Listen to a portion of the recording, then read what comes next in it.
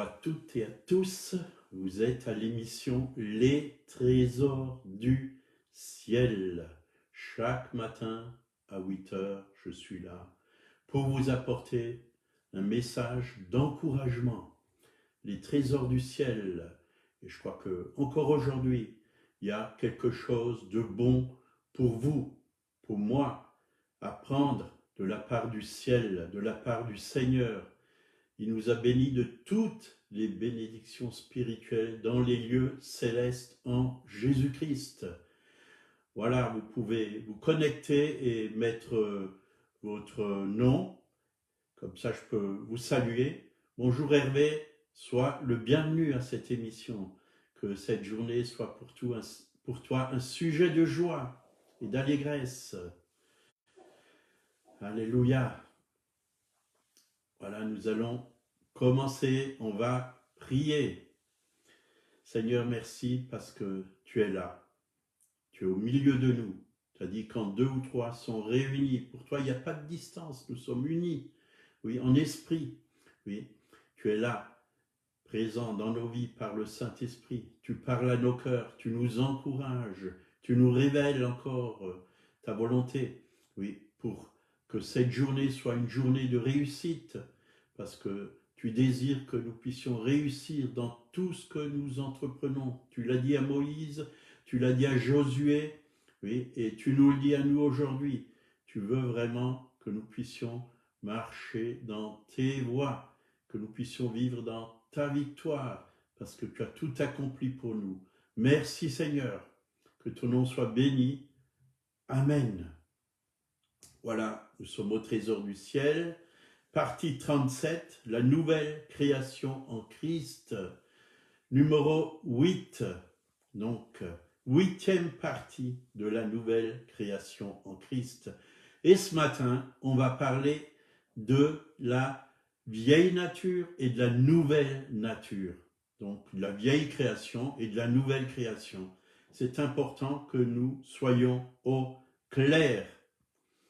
Et dans Colossiens chapitre 1, versets 12 et 13, il nous a dit « Rendez grâce au Père qui nous a rendus capables d'avoir part à l'héritage des saints dans la lumière. Il nous a délivrés de la puissance des ténèbres et nous a transportés dans le royaume de son Fils bien-aimé, en qui nous avons la rédemption, le pardon des péchés. » Alléluia.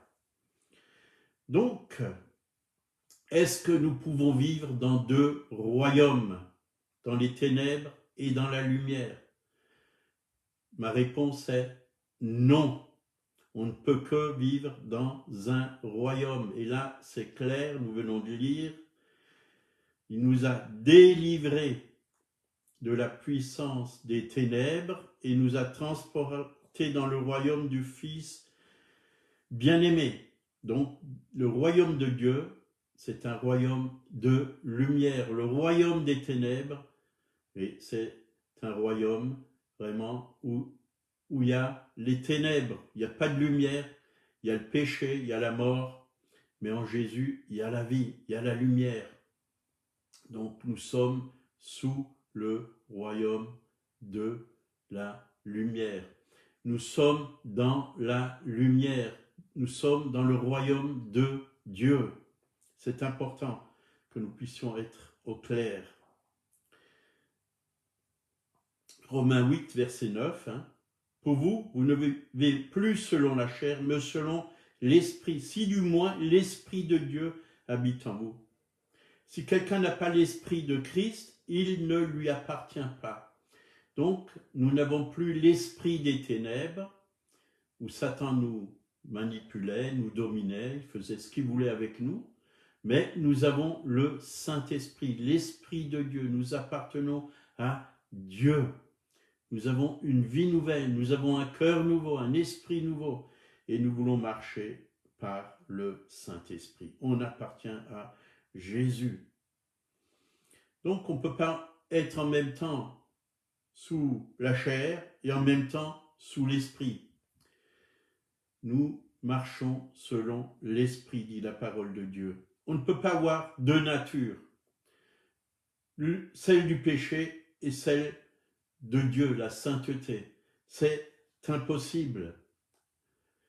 On n'a qu'une nature. C'est vrai qu'on a hérité, quand on est venu dans ce monde au travers d'Adam, à notre naissance naturelle, la nature d'Adam, la nature du péché. Mais Christ, à la nouvelle naissance, nous a rachetés et nous a donné une nouvelle nature, la nature de Dieu. Nous avons une nouvelle nature. Et c'est important de le savoir, parce que j'entends souvent des messages qui disent que le chrétien a deux natures. On ne peut pas vivre dans la chair et en même temps dans l'esprit. Soit on est dans la chair, soit on est dans l'esprit. Soit on est avec la nature de Dieu, soit on est avec la nature des ténèbres.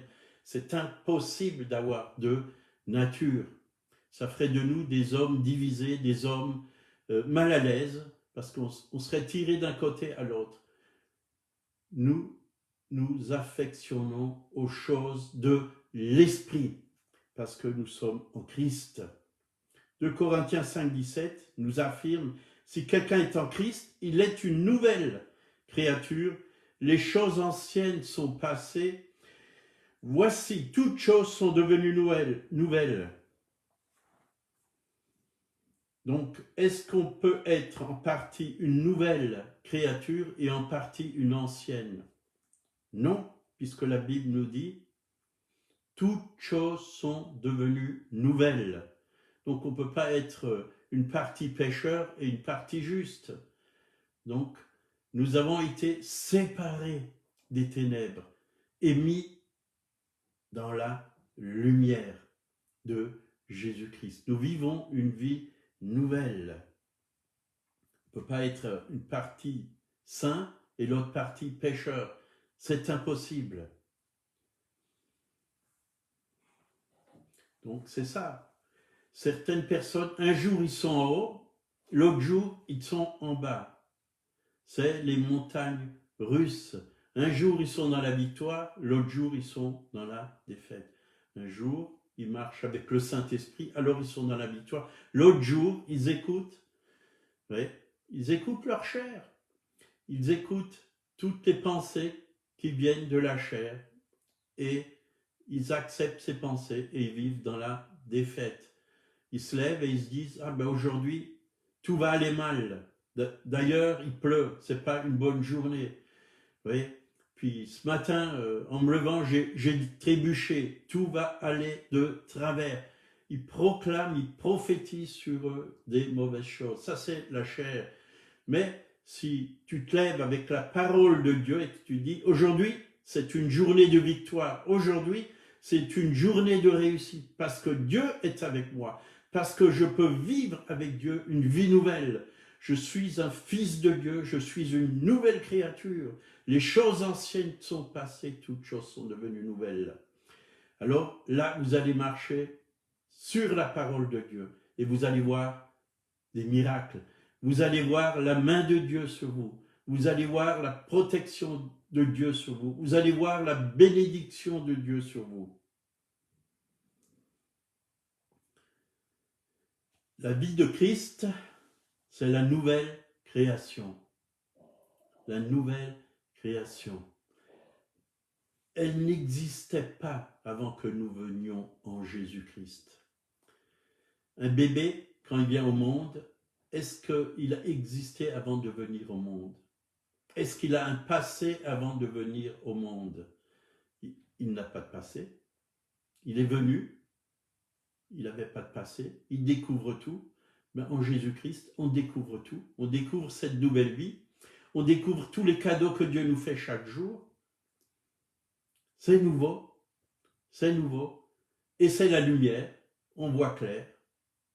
On voit ce qui vient de Dieu, mais aussi on voit ce qui vient des ténèbres. Et nous refusons ce qui vient des ténèbres.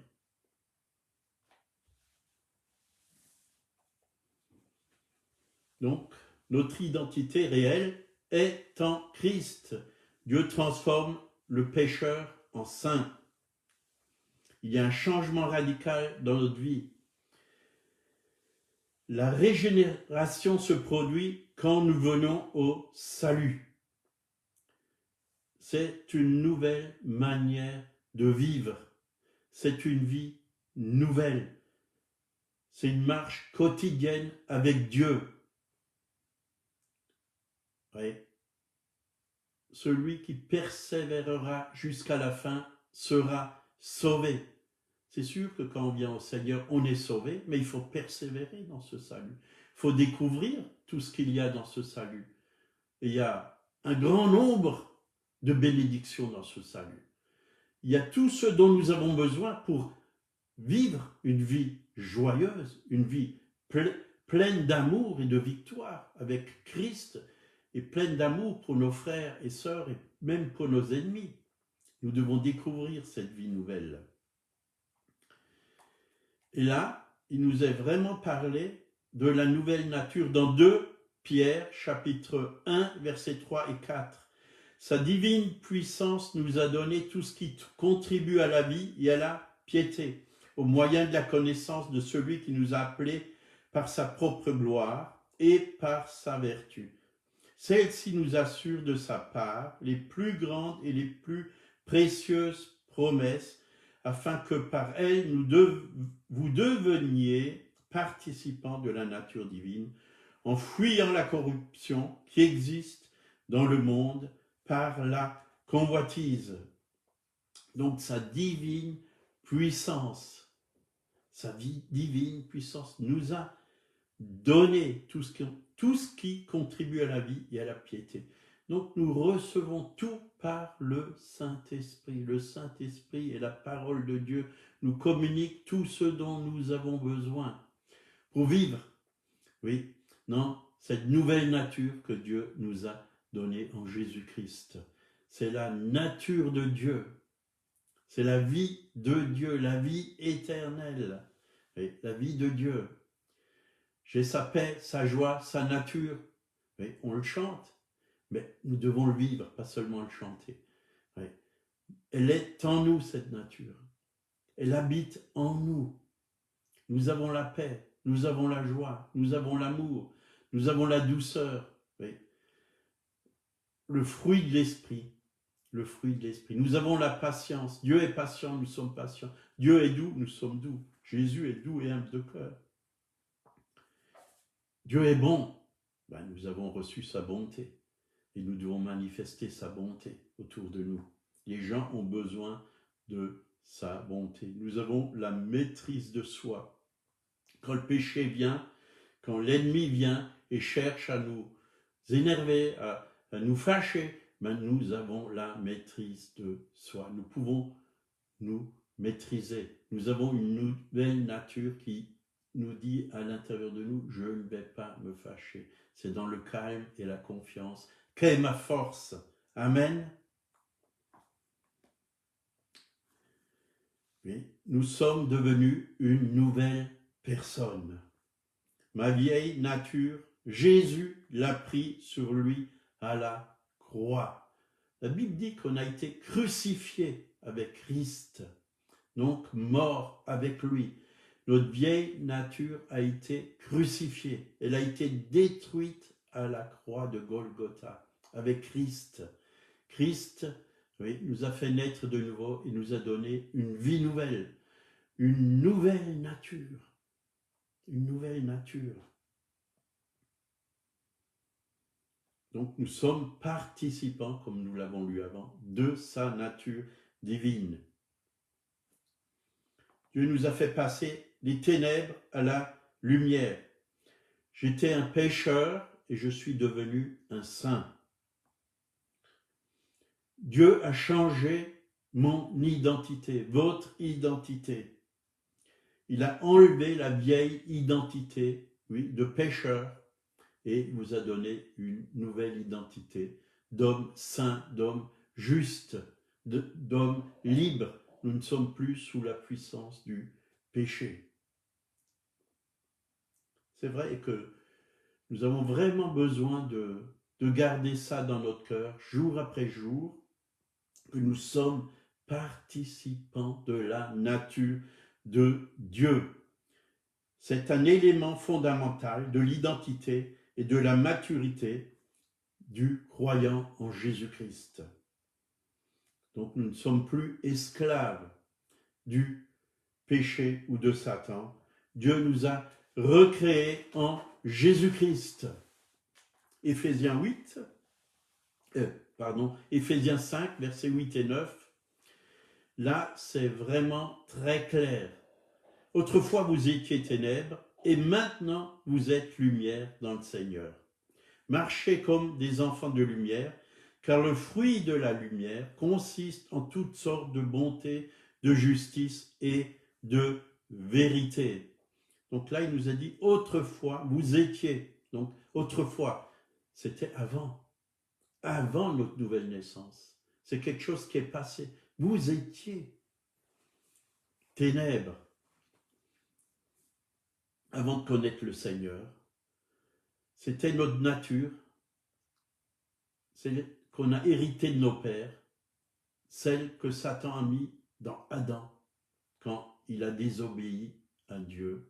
Les ténèbres sont venues dans sa vie. Son esprit qui était vivant et qui était en contact, en communion avec le Père, a été coupé et c'est l'esprit du malin qui est venu en lui et le malin a commencé à dominer sur Adam et Ève. Et ils ont eu peur, ils se sont cachés. Il n'y avait pas de peur au jardin d'Éden. Mais le malin a commencé à avoir de l'influence sur Adam et sur Ève. Mais aujourd'hui, la Bible dit que nous sommes maintenant, voyez, maintenant, vous êtes lumière. Nous sommes passés des ténèbres à son admirable lumière. Il y a eu un changement de nature, un changement de royaume, une nouvelle nature. Donc, nous pouvons maintenant marcher par la foi et selon l'esprit, parce que Dieu nous a donné vraiment son esprit. Dieu nous a donné la foi, la foi. Et cette nouvelle nature, elle est là pour nous rendre semblables à Jésus-Christ. Vivre vraiment comme Jésus a vécu sur cette terre. Elle nous transforme de gloire en gloire à l'image de Jésus, cette nouvelle nature.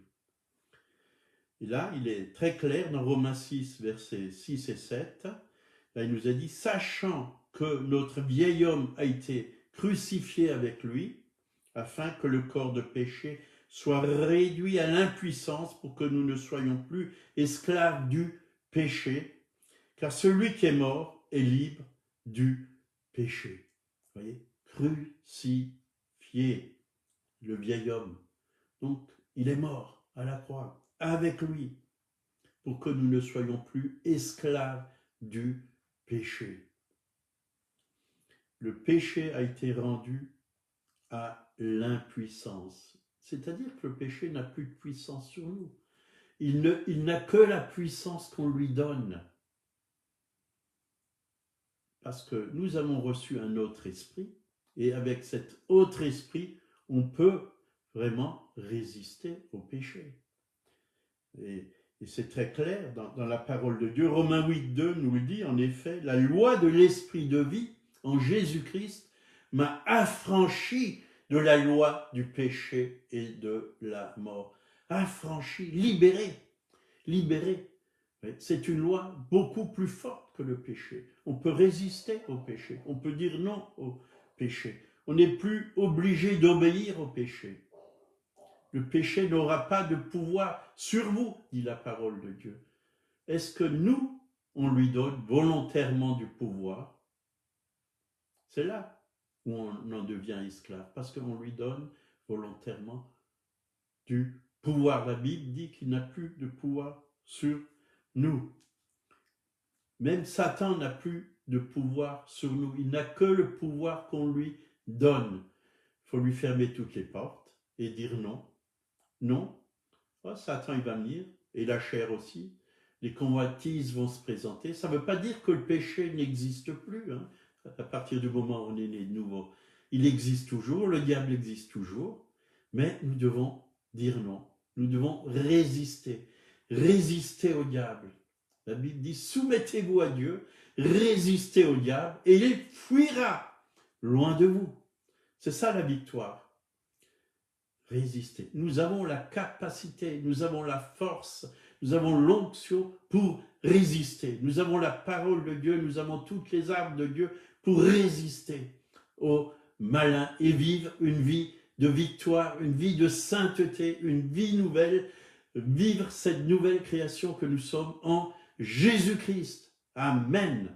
Tous les matins, quand je me lève, je confesse, je proclame que je suis une nouvelle création en Jésus-Christ, que j'ai une vie nouvelle en moi, que j'ai la victoire en moi, parce que Jésus me l'a donné, que j'ai une nature nouvelle, que en lui, oui, je ne suis pas faible, même si je me sens faible, je suis fort. La Bible dit que le faible dise, vous vous sentez faible, ben, proclamez la force du Seigneur.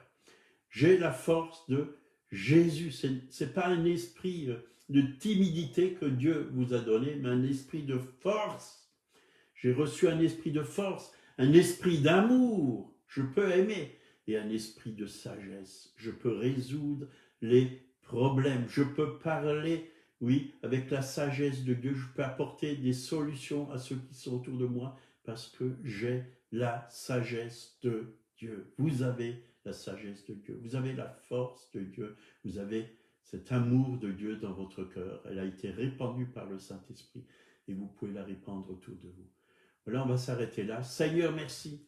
Ta parole est la vérité et tu nous la communiques chaque jour. C'est vraiment un délice de pouvoir vivre avec toi, de pouvoir marcher avec toi, de pouvoir nous nourrir de toi, de pouvoir participer à ta vie, Seigneur.